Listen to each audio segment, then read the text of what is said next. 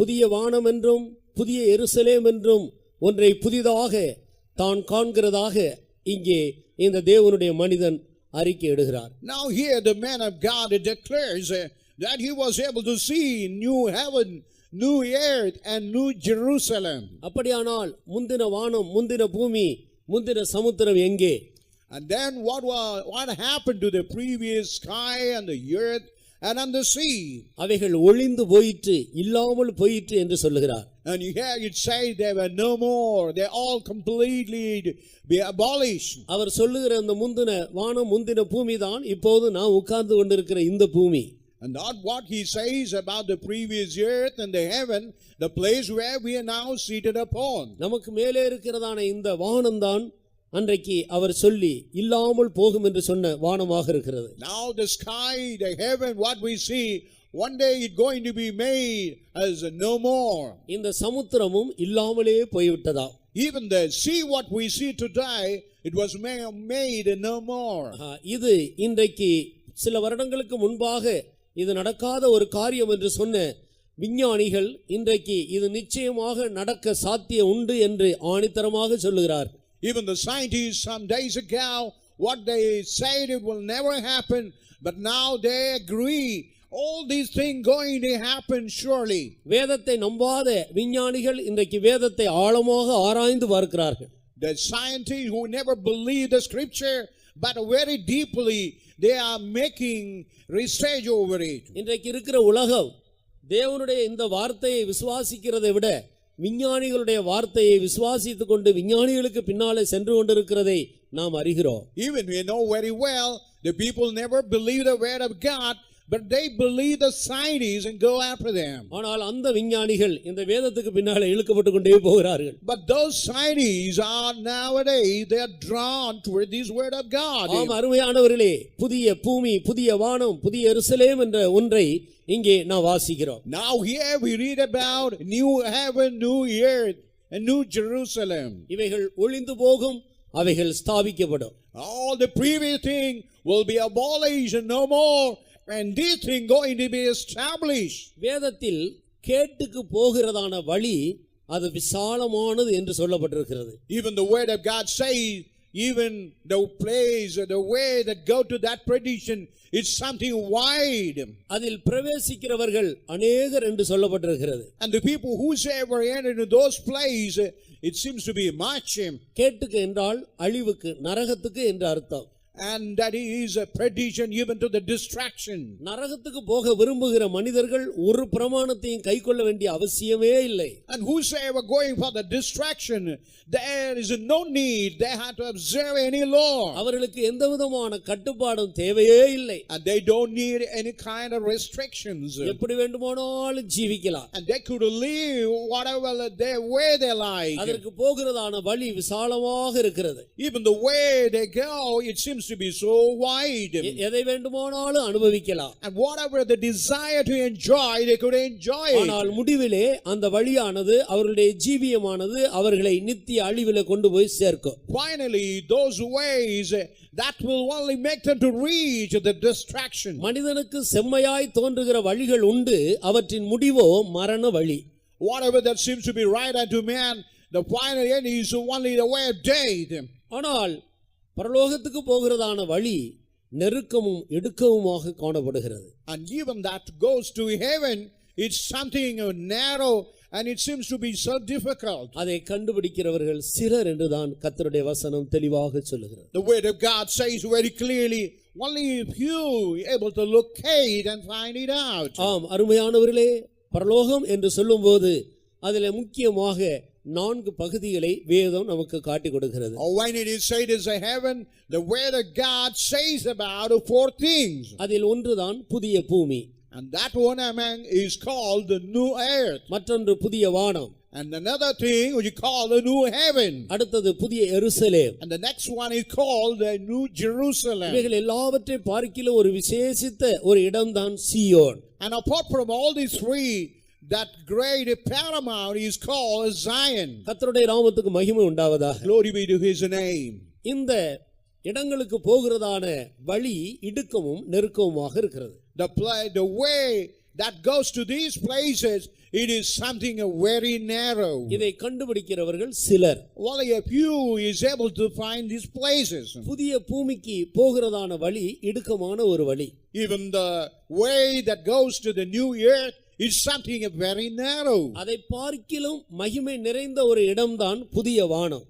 But it is something a new heaven which is having more glory. அதற்கு போகிற வழி இந்த புதிய பூமிக்கு போகிற வழியை பார்க்கிலும் இன்னும் நெருக்கமும் இடுக்கமானதாக இருக்கிறது. Even the way that go to that heaven, seems to be more narrow than that go to that earth. புதிய வானத்தை பார்க்கிலும் மிகுந்த மகிமை நிறைந்த ஒரு நித்திய வாசஸ்தலம்தான் புதிய எருசலேம்.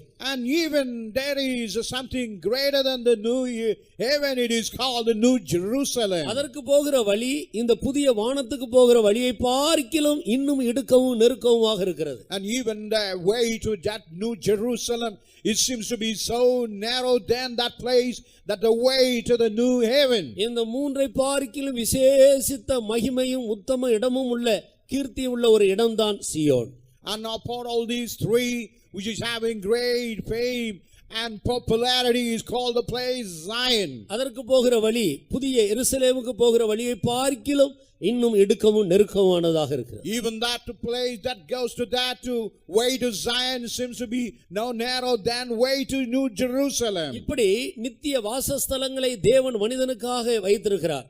And for the human race, God has kept all this kind of habitation. இந்த பூமியிலே ஜீவிக்கும்படியாக சில நாட்களை ஆண்டவர் மனிதனுக்கு குறித்து வைத்திருக்கிறார். Only God had destined certain time that he might live upon this earth. நீங்கள் கேட்ட சத்தியம் ஒவ்வொன்றும் கிருபையோடு கூட உனக்குள்ளே பிரவேசித்திருக்கிறது. Even the word of God, what you heard, along with the grace entered in your heart. அது வெறுமையாக திரும்பி வராது. It will never return back emptily. அது உன்னை ஆதாயப்படுத்திக் கொண்டு திரும்பும். It will win you and it will return back. இந்த கிருபையும் சத்தியமும் அழிவுள்ள பாதையிலிருந்து உன்னை விடுவிக்கும்.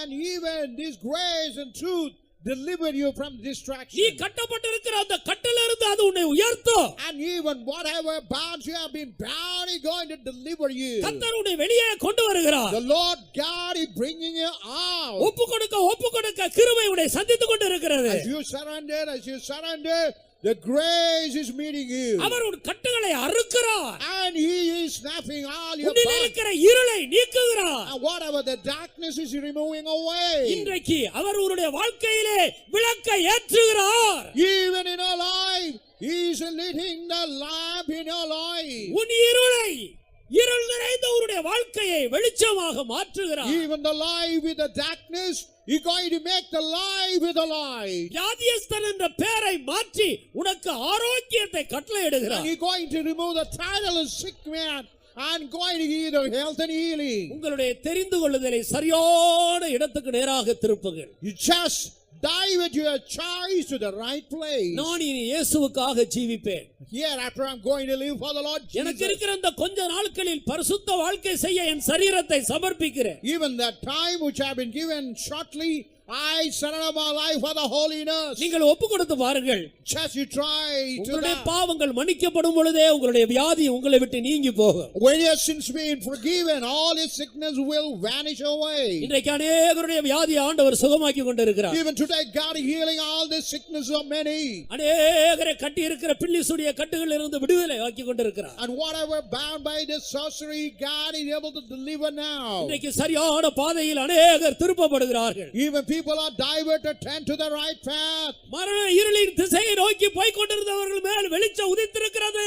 Even the people are going toward the way of darkness, the light has shined. இன்று முதல் நீ அசைவில்லாத ராஜ்யத்தின் திசைக்கு நேராக திருப்பப்பட்டிருக்கிறாய். Now you have been diverted, turned toward the way to the immortal kingdom. ஆம், ஆண்டவர் உன்னை சந்தித்திருக்கிறார். Even the Lord has met you. தேவனுடைய பிள்ளையே, தேவனுடைய சந்தித்திருக்கிறார். Oh, the God has met you.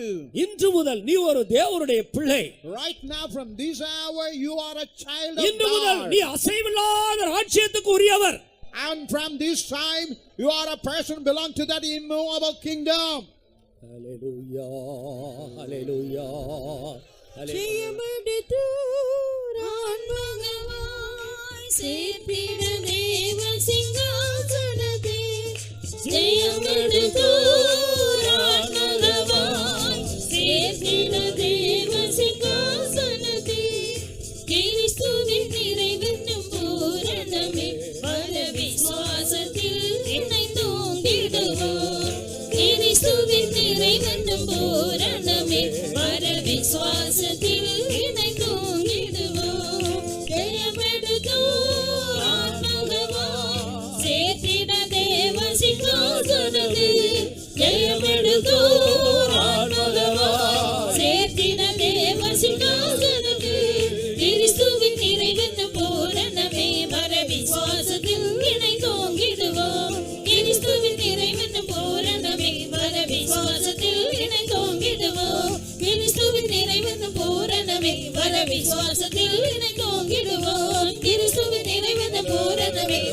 விசுவாசத்தில் இணைந்தோங்கிடுவோம் கிறிஸ்துவின் நிறைவின் பூரணமே வர விசுவாசத்தில் இணைந்தோங்கிடுவோம் கிறிஸ்துவின் நிறைவின் பூரணமே வர விசுவாசத்தில் இணைந்தோங்கிடுவோம் கிறிஸ்துவின் நிறைவின் பூரணமே வர விசுவாசத்தில் இணைந்தோங்கிடுவோம் கிறிஸ்துவின் நிறைவின் பூரணமே வர விசுவாசத்தில் இணைந்தோங்கிடுவோம்